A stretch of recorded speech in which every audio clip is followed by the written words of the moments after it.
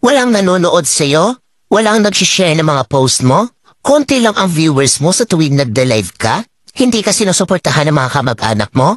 Kaibigan mo? Kakilala mo? Kapitbahay mo? Pinagtatawanan ka dahil sa pagre-reels mo? Pinagtatawanan ka dahil sa paggawa mo ng mga content? Ito ang tatandaan mo. Huwag kang huminto.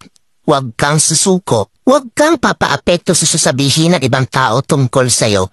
Ipakita mo sa kanila na may mararating ka. Dahil isang araw, kapag marami ka ng followers, kapag marami na ang sumusuporta sa'yo, kapag marami na ang nanonood sa'yo, kapag marami ka ng viewers, kapag marami na ang nagmamahal sa'yo at sumusuporta sa'yo, kapag marami ka ng payout, kapag sinasahod mo na ang sinasahod ng mga sikat na content creator, kapag mayaman ka na, kapag marami ka ng pera, ay manunood na yan sila sa'yo.